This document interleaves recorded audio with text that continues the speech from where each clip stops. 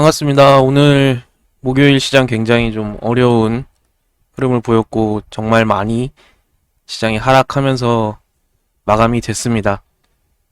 오늘 저도 좀 지켜보면서 많이 힘든 하루였고 아까 라이브 방송에서도 잠깐 언급했지만 오늘은 관심 종목이라고 딱히 뭐 정해서 볼만한 종목은 없을 것 같고요. 그래서 오늘은 그 지금 타이틀 띄워놓은 것처럼 코스피 상장사, 코스닥 상장사들의 실적이 역대급으로 발표가 됐다. 그리고 우리 델타 변이, 코로나 이야기, 그리고 오늘 아침에 시황으로 말씀드렸던 테이퍼링에 대해서 간단하게 좀 이야기를 나눠볼까 합니다. 뭐 좀 길고 지루할 수도 있겠지만 그래도 한 번쯤 들어보시면 도움이 될 수 있을 법한 내용이라고 생각을 합니다. 그러면 천천히 시작해 보도록 하겠습니다. 근데 오늘 3시에 한국경제TV를 통해서 기사가 좀 발표가 됐는데 상반기 역대급 실적이 좀 발표가 됐다. 삼성전자를 제외해도 매출과 영업이익이 크게 늘면서 국내 기업 전체적으로 코로나19 충격에서 일정 벗어났다는 평가가 나온다. 라는 기사가 좀 발표가 됐는데요. 이게 지금 보면 작년에 20년 봄에 코로나가 발생을 했죠. 20년 봄에 발생을 했고, 그리고 지금 21년 지금 반기까지 경제가 엄청난 속도로 우리가 코로나에서 벗어났다. 백신이 개발되고, 백신에 접종을 하고, 접종률이 올라가면서 지금 경기 회복 속도가 굉장히 빠르다라는 평가를 좀 받고 있습니다. 근데 이거를 생각을 해보면 전년 동기를 대비하면 당연히 작년에는 코로나가 최초 발병했던 시기이기 때문에 시장이 어렵고 기업이 어려울 수밖에 없는 순간이었고 지금은 그 위기에서 다소 벗어난 어느 정도 벗어난 흐름을 보이기 때문에 두 집단을 비교하는 것은 조금 맞지 않는다라고 생각이 조금 들고요.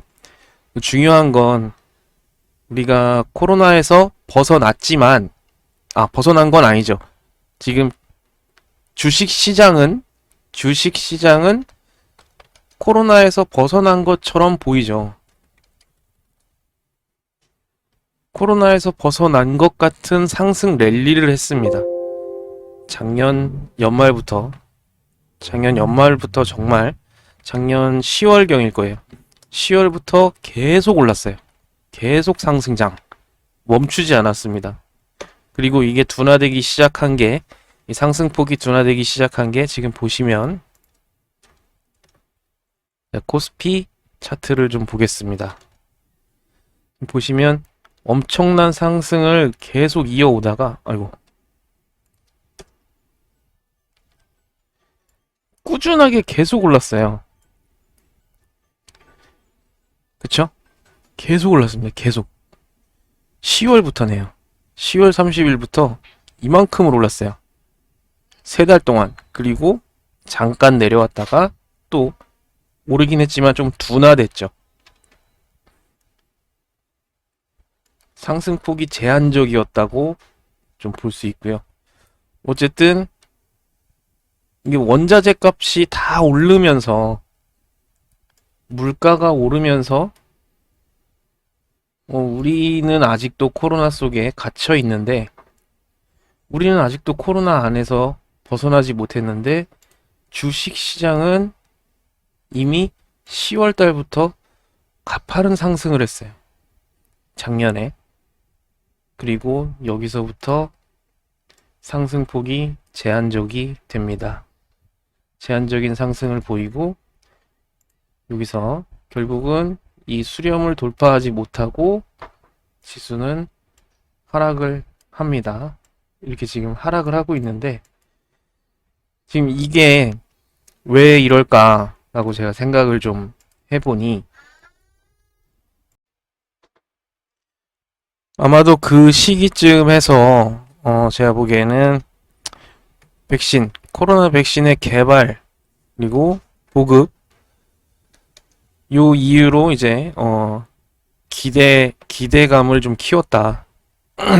코로나에서 해방될 수 있는 기대감을 좀 키웠고, 두 번째로는 코로나 확진자의 완만한 감소가 또 시장의 흐름을 많이 주었고, 우리나라뿐만 아니라 미국, 뭐 전 세계적으로 돈을 많이 풀었죠.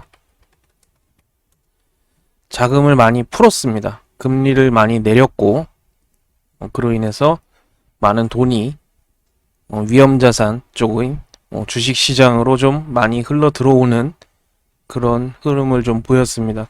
이런 영향으로 아마 작년 연말에 큰 시장을 힘있게 좀 끌어올렸다라고 좀 생각이 됩니다. 그때 당시에 아마 환율이 굉장히 많이 떨어졌었을 겁니다. 그래서 외국인 자본 유입이 굉장히 많았고, 환율의 하락, 결국은 외국인 투자자의 유입까지,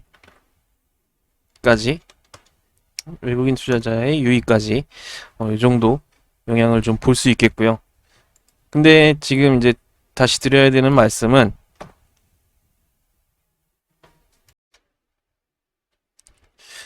이제 여기서 우리가 이제 하나 생각을 해봐야 되는 건,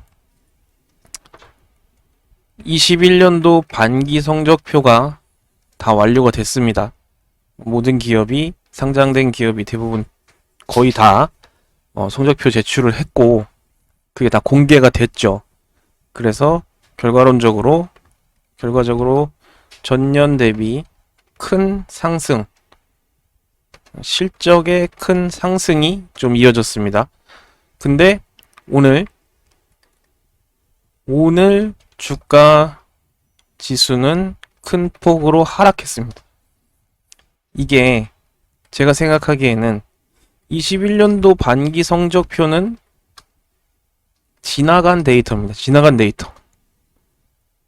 오늘 8월 19일인데 1월 달부터 6월 달까지의 결과물을 오늘 우리의 눈앞에 보여준 것이 21년도 반기 성적표고, 그러면 지금 델타 변이는 어떤가요? 델타 변이, 우리나라도 지금 확진자가 2,000명대까지 갔다가 거기서 계속 좀 올라갔다 내려갔다 하고 있는데, 델타 변이는 지금입니다. 성적표는 지나간 자료, 델타 변이는 현재. 그쵸? 지금 델타 변이 확진자가 2,000명대를 바라보고 미국도 역대급 확진자의 수를 좀 갱신하고 있는데, 델타 변이가 전염력이 증가하고 치사율은 하락한다. 전염력은 증가했고 치사율은 하락했다라고 이렇게 좀 알려져 있는데, 그렇다고 해서 치사율이 제로는 아니거든요. 그리고 영구적인 뭐 손상까지도 불러일으킬 수 있는 그런 무서운 바이러스라고 알려져 있습니다. 그렇기 때문에 아까도 다시 한번 말씀드리지만, 실적은 1월부터 6월까지 결과물이고, 결과물을 오늘 보게 되는 거고, 델타 변이는 실시간, 현재의 시점이죠. 로 보게 됩니다. 그래서 이런 약간 서로 맞지 않는 디커플링 되는 현상을 좀 볼 수 있는데, 오늘 또 아침에 이제 한 가지 테이퍼링에 대해서 이제 얘기를 또 안 할 수가 없는데요. 테이퍼링의 단어의 의미부터 한번 알아보고 넘어가겠습니다. 뭐 네이버 지식백과를 좀 활용했고요. 지금 보시면 양적 완화 정책의 규모를 점진적으로 축소해 나가는 것, 출구 전략의 일종이다. 그러니까 풀었던 돈을 점차 회수하는 흐름이라고 보시면 될 것 같고요. 간단하게 양적 완화는 무엇이냐? 양적 완화 역시 같은 말입니다. 돈을 푸는 거죠. 같은 말이 아니죠. 돈을 푸는 거. 돈을 시장에 풀어내는 유동성을 시중에 직접 공급함으로써 신용경색을 해소하고 경기를 부양시키는 통화정책. 달러를 풀었죠.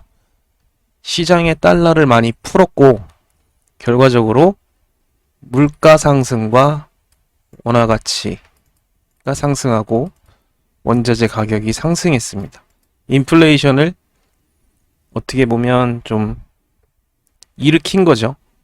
달러를 시중에 워낙 많이 풀면서 좀 어려운 흐름이 됐죠. 덕분에 주식시장은 화랑을 맞았지만 이제 지금 시점의 시장에서는 조금 이제 어려워졌습니다. 테이퍼링을 연내에 실시하겠다는 의사 표현 하나만으로 뭐 테이퍼링은 직접 지금 시점에 테이퍼링이 돌입되는 것은 아닙니다.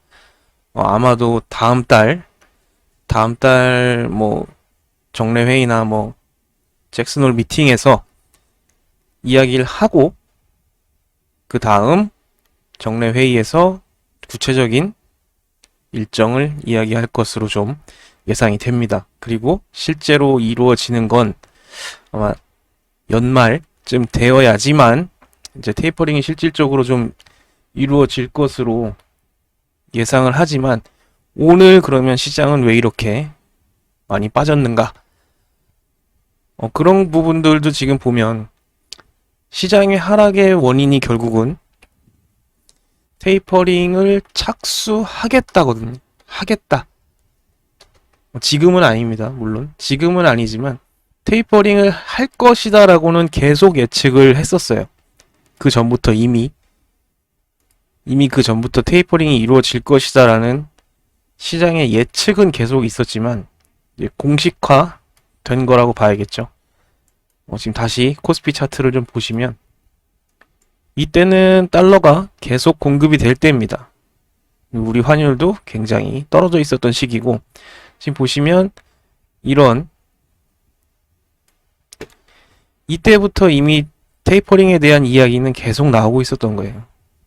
특히나 6월, 7월 요때에 가장 많이 나왔을 겁니다. 아마 제 기억에 이미 그때쯤부터 미국 기업들의 실적이 계속 좋아지고 있다는 게 좀 가시화됐고 원자재 가격이 엄청나게 올라가고 그리고 또 미국의 어떤 지표들 실업률 아니면은 다른 기타 경제 지표들이 개선되는 모습이 많이 보이면서 그때는 미국 시장하고 좀 흐름이 비슷한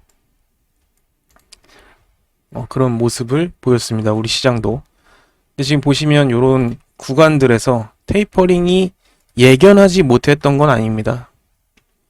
당연히 시장에 돈이 많이 풀렸으면 그것을 회수해야 하는 시기가 반드시 오기 때문에 그 시기가 이제 좀 더 구체화됐다.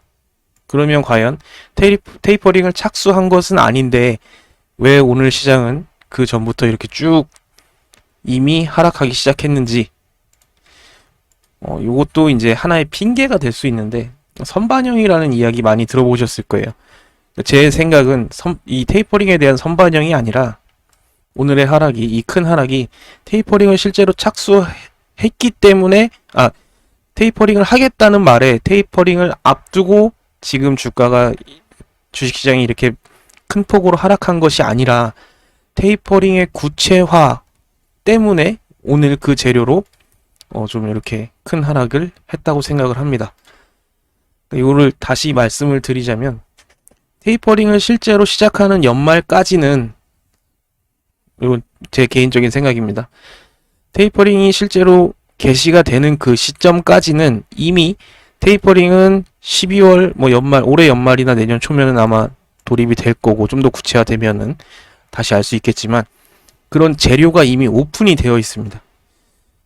시장에 부담을 주는 재료가 저기 위에 이렇게 오픈이 되어 있는데 과연 시장이 큰 힘을 내고 여기까지 다시 막 이렇게 올라갈까? 그것도 저는 사실은 좀 어렵다고 생각을 합니다. 그렇기 때문에 당분간은 이 하락의 각이 이렇게 급하게 빠지는 게 아니라 이미 오늘 테이퍼링을 시작한다, 연내에 시작할 것이다라는 재료가 오픈이 됐고 이미 큰 하락이 나왔기 때문에 어느 정도 조금 당분간은 조금 더 떨어질 수 있겠지만 조금 내려오더라도 다소 좀 어려운 시기가 좀 올 수 있겠지만 요 구간이나 요 구간 정도까지 내려올 수도 있겠지만 제 그냥 개인적인 예측입니다. 여기서 계속 떨어지는 것이 아니라 어느 구간에서는 계속 이렇게 지지받고 옆으로 횡보를 해야 됩니다. 옆으로 횡보를 해야 됩니다. 이 테이퍼링이라는 압박이 여기 위에 존재하고 있기 때문에 계속해서 빠질 수는 없거든요. 또 어느 정도 구간까지는 이 날카로운 하락의 각이 살아있겠지만 일정 어느 지지대 정도에 가면 옆으로 횡보하는 그림을 좀 그려줄 것으로 보이고, 테이퍼링이 실제로 진행이 되고 그것이 시장에 큰 부담이 없다, 그 속도감이 더디다, 그리고 실질적인 금리 인상이 아직 이루어지지 않았기 때문에 크게 지금은 이것은 하나의 악재지만, 시장의 악재지만 이게 실제로 시장에 어떤 변화를 줄지는 실제로 해봐야 합니다. 2013년도에 테이퍼링을 했었는데 그때는 테이퍼링을 하겠다는 그 말이 있었던 날 10%에 가까운, 미국 지수가 10%에 가까운 하락을 했었습니다. 근데 어제 테이퍼링을 개시하겠다, 오늘 새벽 장을 봐야 알겠지만 어제 한 1% 정도 빠졌죠. 3대 시장이. 우리 시장은 한 2% 정도씩, 2%, 3% 정도 좀 하락 마감됐습니다.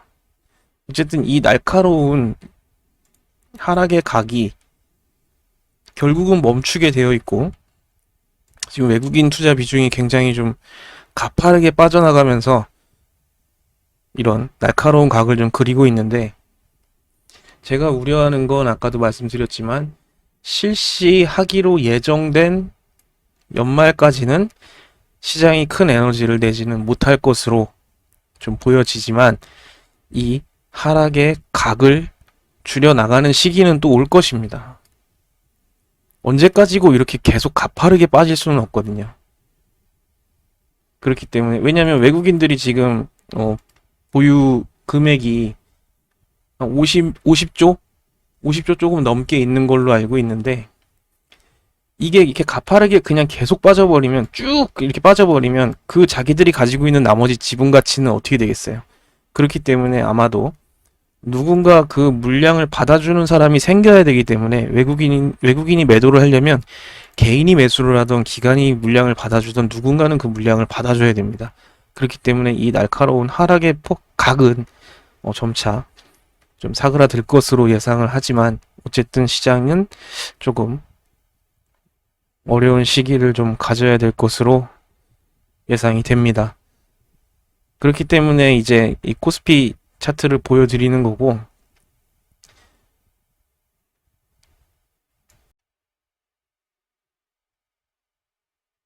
우리 시장이 또 하나의 악재라고 뭐 볼 수 있는 게, 이 상승장을 이끌었던 건 사실은 반도체거든요. 반도체 대란. 그렇죠? 반도체 대란. 그리고 뭐 반도체 쇼크다, 반도체가 없어서 만들질 못한다, 이런 말이 있을 정도로 반도체 공급 대란 우려에 막 이제 반도체 섹터가 엄청나게 성장을 했습니다. 이 시기에. 근데 실제로 이제 우리가 반도체가 대란이고 반도체가 수급이 부족하다는 이야기가 나오기 시작한 게 한 박자 늦게 나왔어요. 반도체 대란이라는데 왜 안 가요? 삼성전자 왜 안 가요? 반도체 대란이라는데. 이런 이야기 주변에서 많이 들어오셨을 겁니다.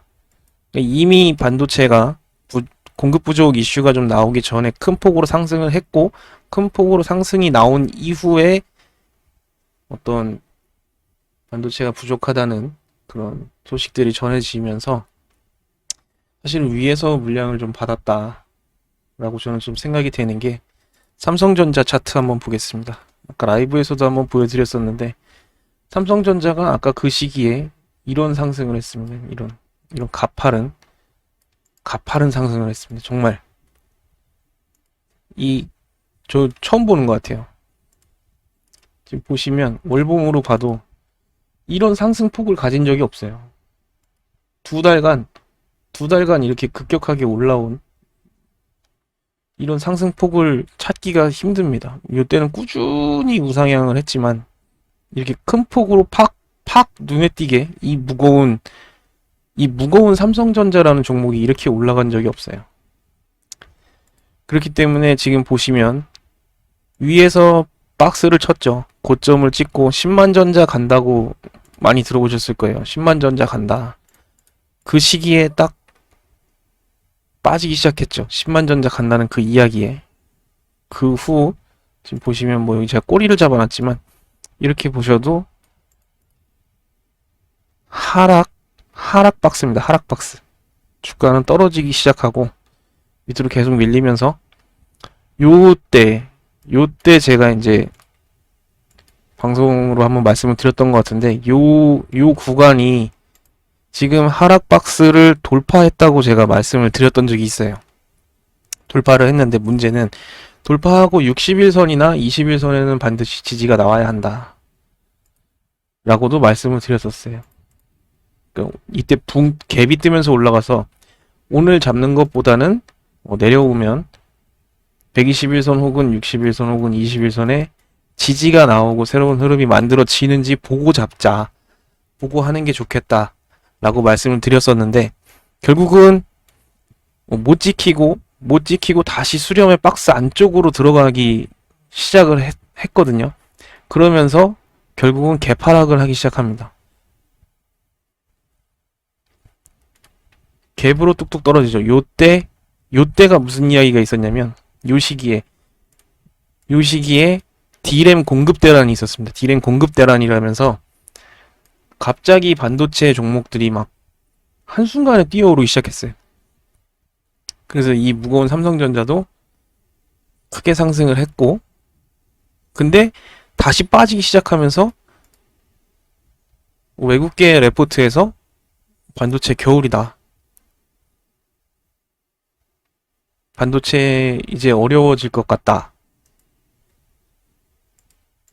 요때가 공급 대란이 아니라 교체 시기였네요. D램 교체 시기, 메모리 교체 시기라는 이슈가 좀 크게 대두가 되면서 한번 반도체 섹터가 힘이 좋았고 그리고 나서 다시 빠지기 시작한 게 외국계 투자 레포트에서 반도체가 수요가 재고가 많이 있고 그리고 또 앞으로 재고를 쌓을 뭐 그런 명분이 없다. 뭐 요런 내용으로 레포트가 발행되면서 목표 주가를 하향합니다. 그리고 이 시기에 맞춰서 우리 환율도 오르기 시작하죠. 외국인 투자자 입장에서는 환율이 올라가면 그 환율 때문에도 손해를 볼 수 있기 때문에 환율에 민감하거든요. 금리도 시장에 영향을 주지만 우리 시장 입장에서는 외국인이라는 투자자가 있기 때문에 그 환율의 영향을 안 받을 수가 없습니다. 그래서 우리는 주변국 그리고 글로벌 시장, 환율, 금리 이런 부분까지 복합적으로 좀 봐야 되는 부분이 생기는 거고 지금 삼성전자는 제가 저번에도 말씀드렸지만 여기를 지지 못하면 더 빠진다고 말씀을 드렸는데 더 빠졌네요. 단숨에 회복하기는 좀 어려울 것으로 생각합니다. 삼성전자는 아쉽지만 조금 더 시간이 좀 소요가 될 것으로 예상이 되네요.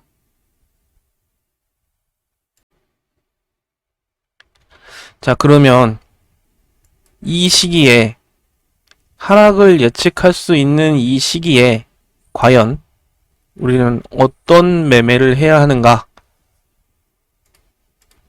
우리는 어떤 매매를 해야 할까요?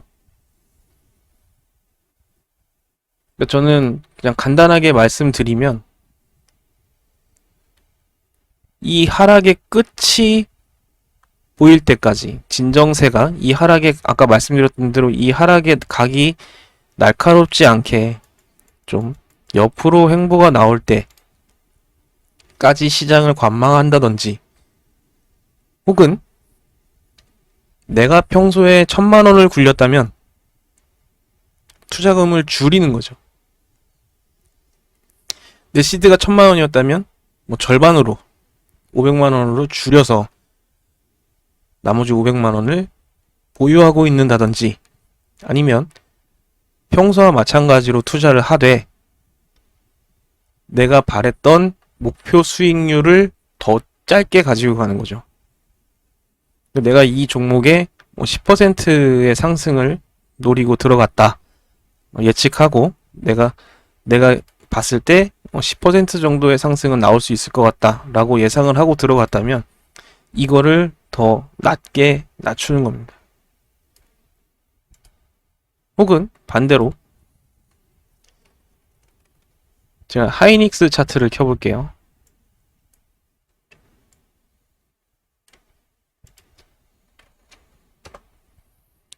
하이닉스를 예로 들어서 보자면 제가 여기 두 군데 지금 박스를 쳐놨는데 만약에 내일 매매를 한다는 가정을 해보겠습니다. 그러면 일단은 요만큼 저는 요 가격을 이탈해서는 안 되는 가격으로 보고 있는 입장이에요. 그렇기 때문에 내일 매매를 한다면 제가 사겠다는 건 아닙니다. 매매를 한다면 1차 그리고 절반 정도 내려왔을 때 2차 그리고 이 가격을 이탈하면 손절 이렇게 두 번에 나눠서 원래 분할 매수 분할 매도 많이 들어보셨죠? 정석 같은 이야기인데 특히나 지금 같은 시장에서는 내가 리스크를 줄이는 매매를 하는 게 정말 좋은 방법이라고 좀 생각합니다. 내가 시장이 밀려 내려오는데 내가 무리해서 여기에 양봉이 이만하게 뜬 거를 잡고 들어갈 필요는 없거든요. 시장은 거꾸로 떨어지고 있어요. 이렇게 장대 양봉이 뜬 것도 할 수는 있습니다. 할 수는 있죠, 당연히. 할 수는 있지만 지금 시장의 하락에 흐름에 역행하는 종목이 몇 개 있어요. 덜어 있는데 저는 개인적으로는 추천하고 싶지는 않 그런 매매 방법을 추천하고 싶지는 않습니다. 리스크를 줄이면서 매매를 해야 될 시기라고 좀 생각이 들고 지금은 안 하면 안 했지 굳이 추격해가면서까지 할 시기는 아니라고 생각합니다. 시장이 이렇게 올라올 때는 시장이 이렇게 상승 흐름을 가져갈 때는 추격해도 됩니다. 시장이 올려주니까요. 내가 정말 뭐 최고점에 있는 종목 이렇게 정수리에서 매수하는 것만 아니라면 시장이 올라오기 때문에 조금 버티면 가능했을 수도 있습니다. 하지만 지금은 아닙니다. 지금은 시장이 역으로 떨어지고 있는 흐름인데 내가 어떤 종목에 정수리에 매수를 한다. 요즘 위험할 수 있습니다. 그리고 매수를 하더라도 내가 정해놓은 손절 가격을 꼭 지킨다면 내가 그걸 지킬 수 있다면 해도 되죠. 내 기준에서 손절 가격이 뭐 마이너스 3%인데 마이너스 3% 찍자마자 나는 매도할 자신이 있다. 그러면 해도 됩니다. 안 되는 게 어디 있겠어요. 다 해도 되지. 그런 개념으로 리스크를 줄여가는 매매를 좀 하시는 게 좋겠다. 뭐 이런 생각이 좀 듭니다. 네, 그래서 결론적으로 리스크를 줄이는 매매를 한다. 이제 어떻게 리스크를 줄일 것인지 이게 좀 중요하겠죠. 당연한 이야기지만 2분할 매수를 반드시 한다. 분할 매수를 하시는 게 대응하기가 주식 시장에 그리고 종목의 흐름에 대응을 하기가 좋습니다. 어떤 종목이 만약에 1,000원의 시가를 가지고 있는데 내가 손절 가격을 600원으로 잡아놨다. 이렇게 예를 들면 내가 총 투자금이 100만원입니다. 제가 투자금이 100만원이라면 50만원을 예를 드는 겁니다. 50만원을 1,000원에 잡고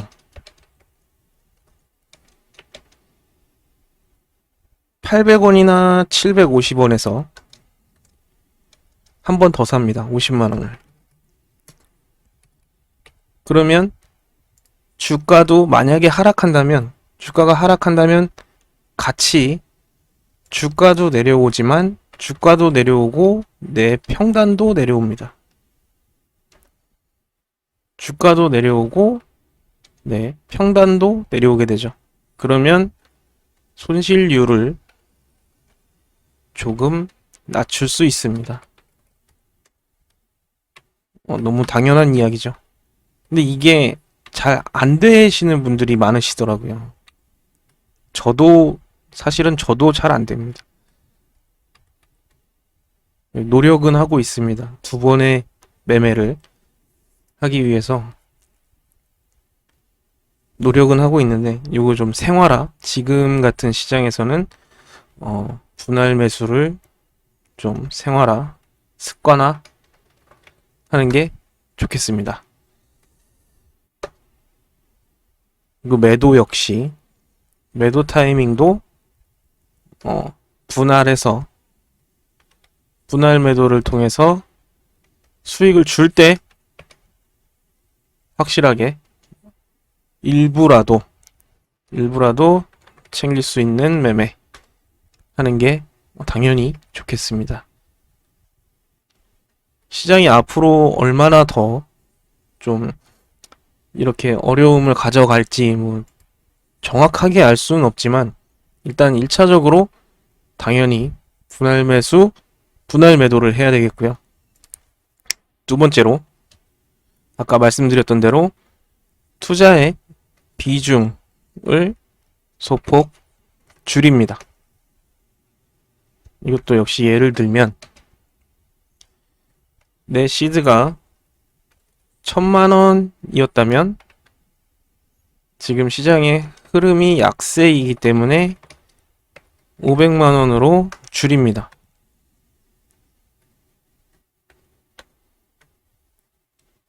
그리고 남아있는 500만원은 나중에 시장이 충분히 조정받고 나서 그때 매매에 사용하시면 되겠습니다. 혹은 내가 보유 종목이 크게 물렸다면 지금도 손절하지 못했는데 시장이 계속 하락하면서 시장과 같이 쭉 밀려 내려온다면 나머지 500만원을 가지고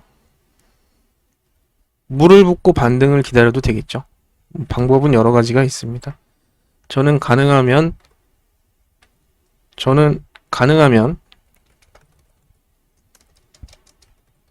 당일 매도가 조금 낫다고 생각합니다. 가능하다면. 그게 아니라면 정말 내가 확신을 가진 종목이 아니라면 스윙 투자가 조금 부담스럽죠.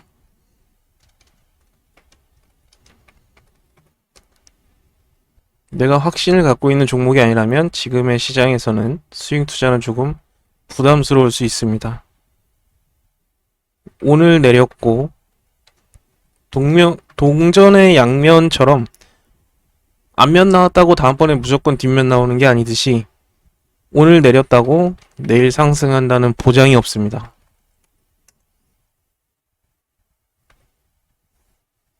그렇기 때문에 가능하다면 내가 대응할 수 있는 범위, 내가 충분히 시장에 대응할 수 있는 범위 내에서 투자를 하시는 게 좋을 거라고 좀 생각이 듭니다.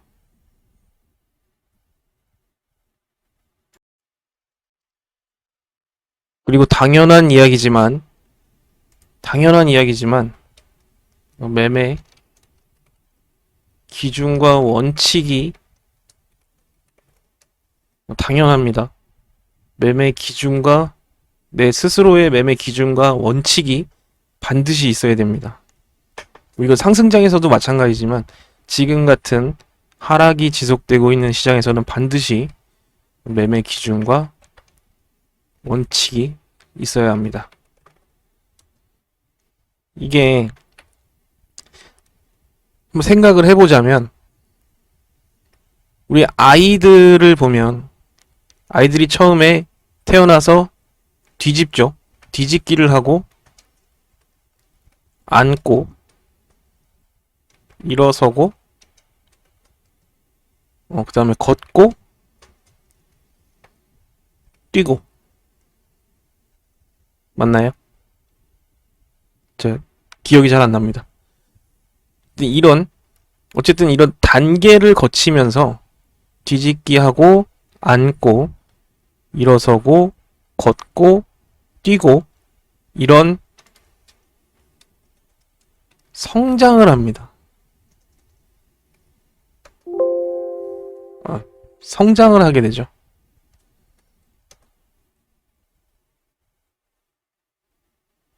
내가 겪음으로써 이 과정을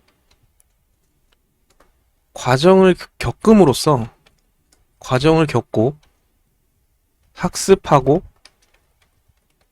성장합니다. 근데 가만히 생각해 보세요. 대부분 주식 하시는 분들이 대부분 친구, 지인, 친척 주식해서 돈 벌었대. 코인에서 돈 많이 벌었다던데. 이렇게 시작을 많이 하십니다. 뭐가 다르죠?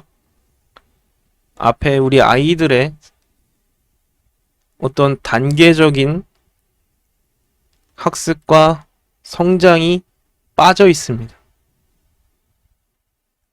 그냥 주변 사람들이 돈 많이 벌었다던데 나도 한번 해봐야겠다.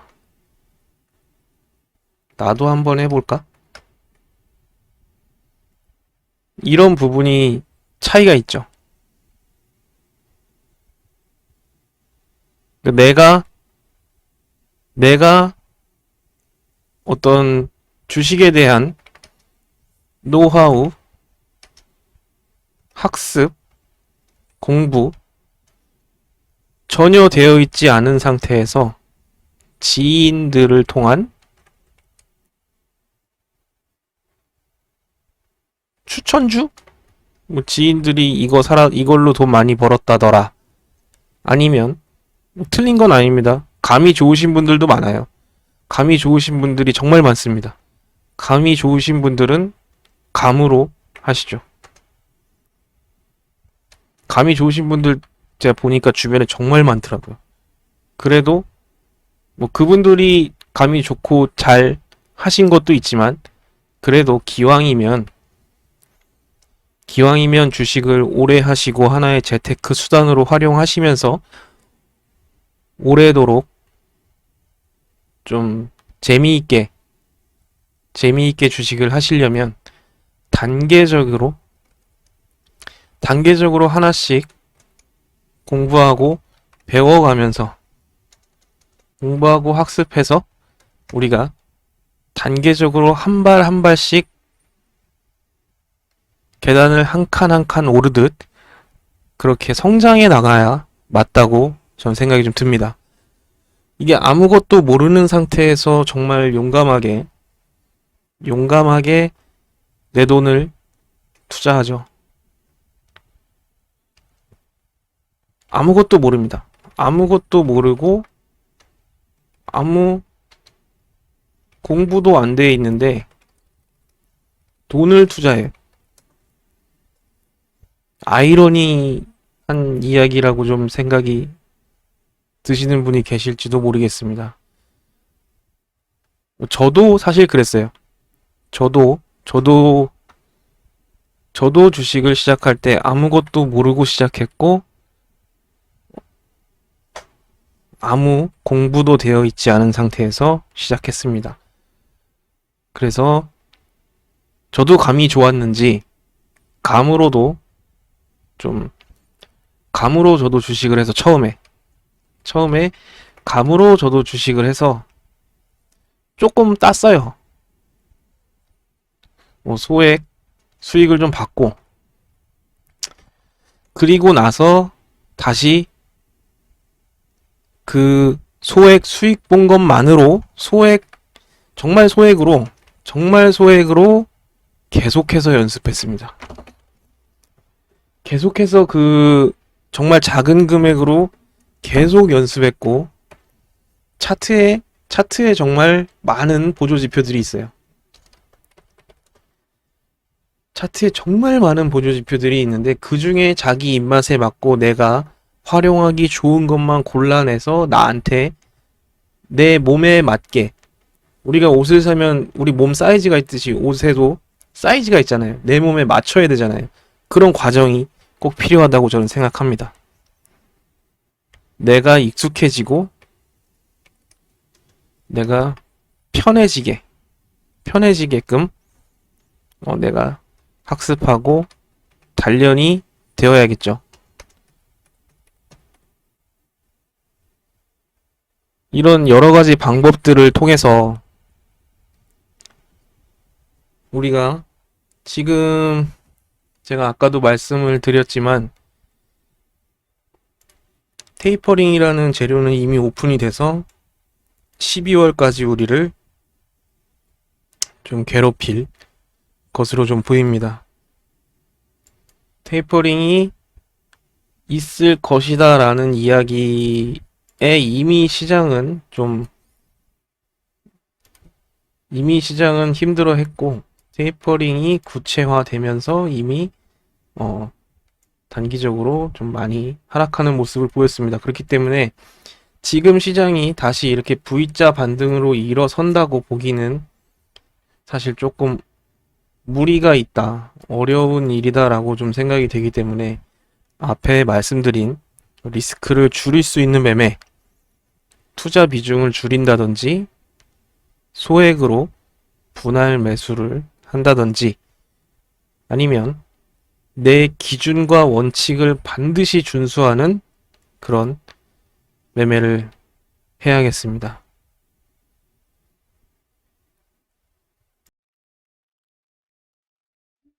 우리 영상이 조금 길어지고 있는데, 제 생각에는 그만큼 오늘이 좀 이렇게 길게 영상을 할 수 있는 시간이 되고, 또 제 입장에서는 좀 중요한 이야기라고 생각을 해서 좀 길게 작업을 하고 있습니다. 아까 이제 제가 매매 원칙과 기준을 반드시 준수하시라고, 매매 기준과 원칙을 반드시 준수하시길 바란다고 말씀드렸는데, 이게 이제 매매 원칙을, 내 매매 기준을 수립하는 방법은 아까도 말씀드렸지만 분할 매수와 분할 매도가 있습니다. 첫 번째로. 그렇죠? 그리고 내가 학습하고, 아까 방금 말씀드린 것처럼 내가 학습하고 공부해서 그 매매를 하는 게 두 번째고요. 세 번째는 내가 정해놓은 손절 가격을 이탈하면 기다리지 말고 손절을 하는 겁니다. 그러면 손절은 어떻게 정하느냐? 이거는 공부를 해보시면, 손절을 정하시는 거는 이제 개인마다 다 다르겠죠. 저는 차트의 흐름을 보고 흐름에 맞는 손절 가격을 정합니다. 차트의 흐름에 맞는 최대한 이 정도까지는 내려올 수 있겠다 라는 부분에 손절 가격을 설정을 합니다. 그러면 뭐가 나오죠? 손절 가격이 정해지면 분할 매수 가격대가 나옵니다. 왜냐하면 리스크를 줄여야 되기 때문에 손절 가격이 정해지고 나면 분할 매수할 수 있는 영역이 나옵니다.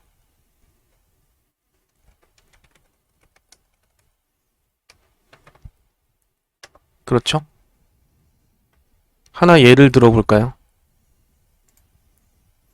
아까 하이닉스도 그렇게 말씀을 드렸지만 오늘 종목이 뭐가 있었는지 기억이 안 나는데, 만약에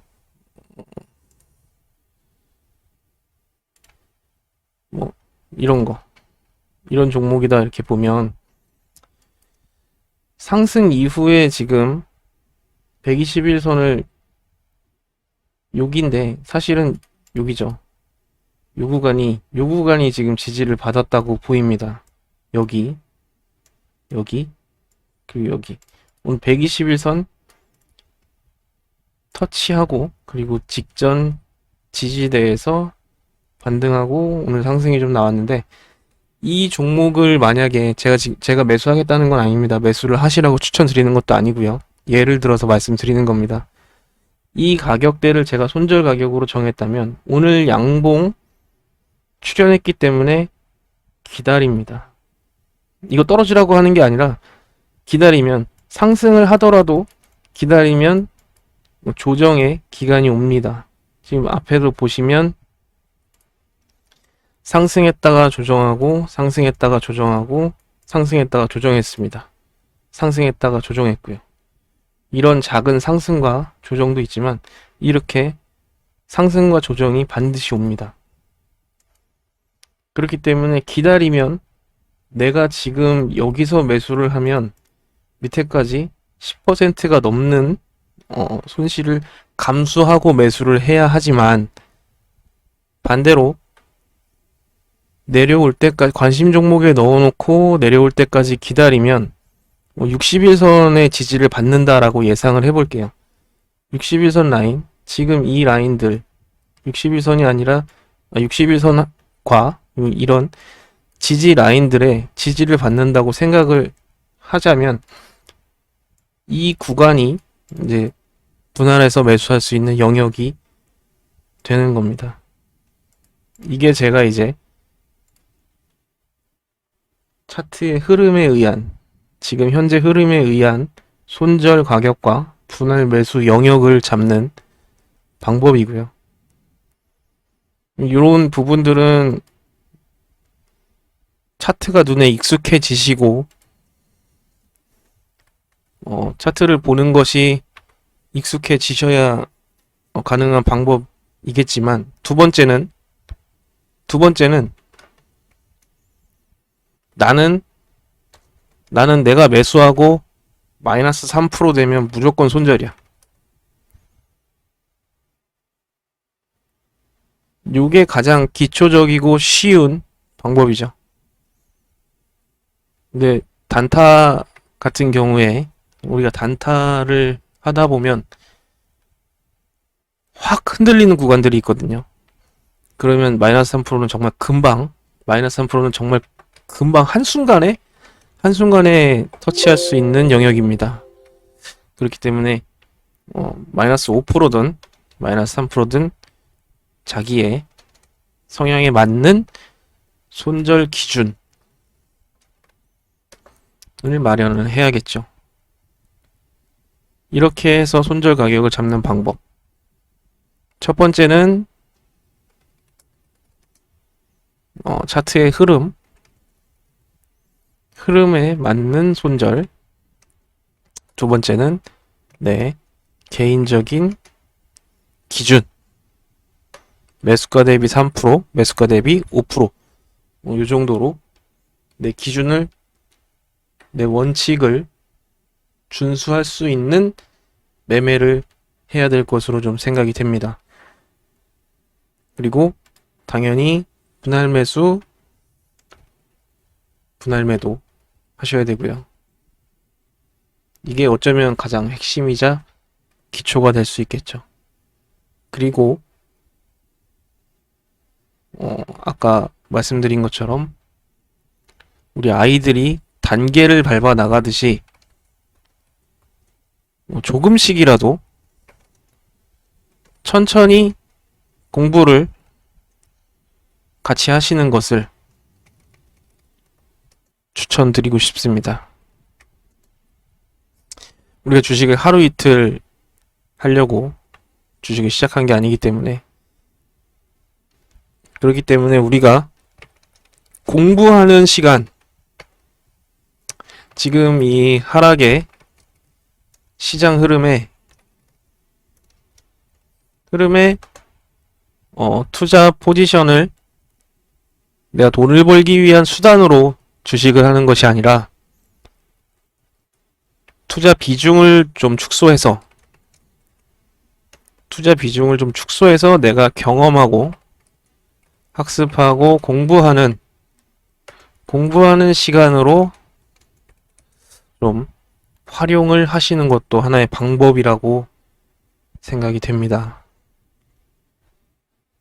이게 지금 우리가 정상적인 큰 상승의 시장이었다면 조금 더 수월하게 할 수 있었겠지만, 지금은 역으로 지금 밑으로 조금 압력이 생기는 중이기 때문에 이런 시간에 투자 비중을 줄여서 예수금을 좀 축소해서 우리가 공부를 할 수 있는 시간으로 활용을 하는 것도 정말 나쁘지 않다고 저는 생각을 합니다.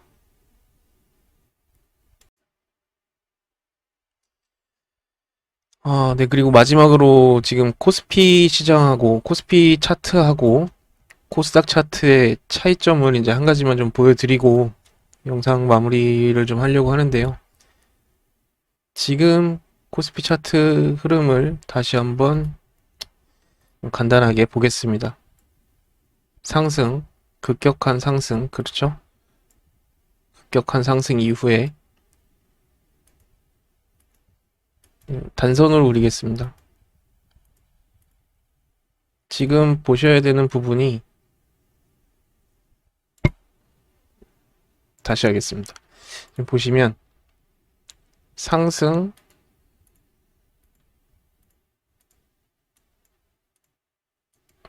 이렇게 되겠네요.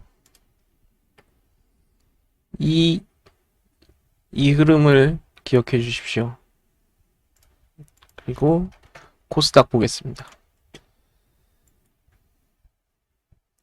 10월부터 봤으니까 똑같이 10월부터 볼게요. 보시면 코스닥은 큰 그림만 보겠습니다. 지금 차이점이 보이시나요, 혹시? 이 구간입니다. 제가 말씀드리고자 하는 구간은 이 구간이에요. 상승하고 조정받고, 상승하고 조정받고, 상승하고 조정받고, 이 조정이 짧았죠. 상승하고 조정받았습니다. 오히려 차트만 보자면, 차트의 흐름만 보자면, 지수의 밸류에이션 보다는 차트의 흐름 하나만 놓고 보자면 코스피보다 코스닥이 훨씬 정석적인 흐름을 좀 보였다고 생각이 됩니다. 하지만 역시 코스피와 마찬가지로 좀 어려운 시기를 보내고 있고요. 오늘 코스닥 1000포인트가 깨지면서 마감이 됐는데, 이것도 한 1차적으로 요 정도 구간까지는 올 수 있다 라고, 이 정도 갭이 좀 살아 있다 라고 좀 보겠습니다. 어쨌든 어려운 시장이지만 아까 말씀드린 대로 우리는 현재를 살아가고 있기 때문에 코로나 델타 변이가 좀 잡혔으면 좋겠고, 테이퍼링이라는 하나의 그 시장을 어렵게 하는 그 재료도 이 하락의 날카로운 각을 축소시키면서 좀 옆으로 지지가 되는 모습이 나오길 바라겠습니다. 모두 성공 투자하시고요. 이번 하락 흐름에 정말 소액으로 작은 금액으로 공부하시는 그런 시간이 됐으면 좋겠습니다.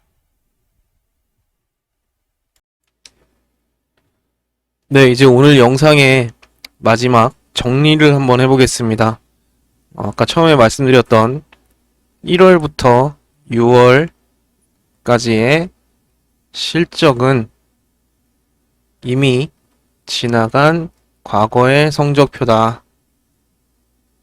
그리고 델타 변이의 확산은 현재의 시간이고, 세 번째, 테이퍼링 착수 예정이라는 것 또한 이것도 오늘의 어떤 부담 사항입니다. 아까 말씀드렸듯이 12월 지난번 2013년도 때 테이퍼링을 돌아보면 테이퍼링을 착수하겠다라고 했을 때 시장이 조정을 받았고, 실제로 테이퍼링이 일어났을 때는 큰 흐름의 변화는 없었습니다. 그리고 지금 약세의 흐름을 시장이 보이고 있기 때문에 이 시간만큼은 지금 이 약세 시장 안에서만이라도 내 투자 비중을 소폭 줄이고, 아까 말씀드렸듯이 내 매매 기준과 원칙을 준수하면서 매매를 하시면 좋겠습니다. 그리고 마지막으로 지금 이 시간부터라도 차근차근 천천히 하나씩 같이 공부하시고 배워 나가면서 우리가 같이 성장할 수 있는, 같이 재테크 공부를 할 수 있는 시간으로 활용을 하시길 바라겠습니다. 그래야지만 우리가 주식을 좀 더 재미있게, 그래야 우리가 주식을 좀 더 재미있게, 조금 더 재미있게, 그리고 오래 할 수 있습니다. 왜냐하면 내 돈이 걸려 있잖아요. 다른 사람 돈도 아니고 내 돈이 걸린 문제이기 때문에 우리가 주식을 좀 더 재밌고 오래 하기 위해서 시장의 뒷받침도 있어야 되겠지만, 시장의 뒷받침을 받기 위해서는 나 스스로가 준비가 되어 있어야 합니다. 이 점 참고해 주시면 좋겠고요. 오늘 긴 영상 시청해 주셔서 정말 감사하고, 영상 설명 페이지나 그 하단의 댓글 부분에 보시면 제가 항상 저희 소통방 링크를 같이 달아놓기 때문에 뭐 반드시 주식 이야기뿐만 아니라 뭐 일상적인 이야기라든지 비트코인, 뭐 다른 종목에 대한 토론, 아니면 뭐 개인적인 이야기도 다 환영하고, 우리가 같이 성장할 수 있는 그런 소통의 시간이 됐으면 좋겠습니다. 언제든지 뭐 부담 없이 하단의 링크를 통해서 같이 좋은 시간, 같이 성장할 수 있는 시간 됐으면 좋겠고요. 오늘 긴 영상 시청해 주셔서 정말 감사합니다. 내일은 시장이 좀 활기차게 조금이라도 반등의 기미가 저 하락에, 이 큰 하락에 각이 조금 더 둔해지길 기대하면서 오늘 영상 여기서 마치겠습니다. 감사합니다.